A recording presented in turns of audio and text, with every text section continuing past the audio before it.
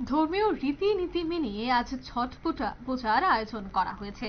আর এই ছট পূজাকে কেন্দ্র করে রাজধানী আগরতলার ক্যাপিটাল কমপ্লেক্স রানীর পুকুরে বিশেষ পূজা অর্চনা আয়োজন করা হয়েছিল।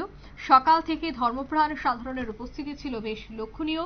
ছট পুজো উপলক্ষে ক্যাপিটাল কমপ্লেক্সে গতকাল থেকে ছিল প্রস্তুতি, এবং সেই প্রস্তুতি অনুযায়ী আজ সকালে কিন্তু এই ছট পূজাকে কেন্দ্র করে সকাল থেকেই সেখানে পুণ্যার্থীরা কিন্তু উপস্থিত হয়েছিল এবং নিয়ম আচার অনুষ্ঠান মেনেই এই ছট পূজা তারা করেছেন।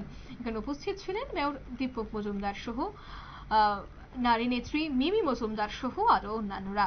তবে যারা পুজো দিতে এসেছেন কি বলছেন তারা এই ছট পুজো উপলক্ষে শোনাবো একবার।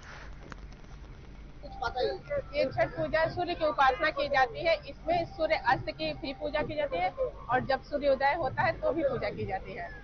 और जैसे ये हमारे घर के सुख समृद्धि संतान के लिए पूजा करते हैं कि हमारे घर में सुख समृद्धि बनी रहे, हमारे बाल बच्चे अच्छे रहे। और ये बिहार का मतलब सबसे बड़ा पर्व है। ये दिन आप लोगों को कितना महत्व लगता है? ये दिन हमारे लिए बहुत बड़ा महत्व है।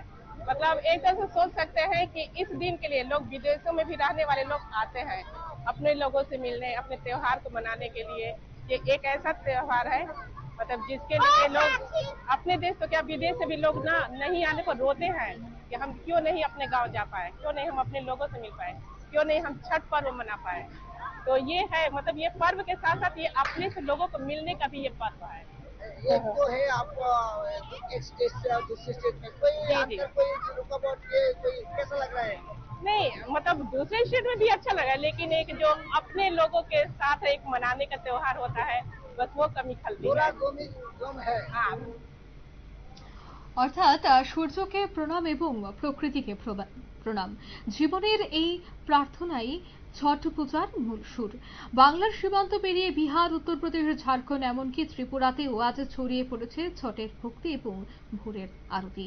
আজ সকাল সকাল এই ছট পূজাকে কেন্দ্র করে দেখা গেছে ক্যাপিটাল কমপ্লেক্স রানের পুকুরে প্রচুর মানুষের সমাগম। নিয়ে নিচ্ছি ছোট্ট একটি বিজ্ঞাপন বিরতির সঙ্গে থাকুন।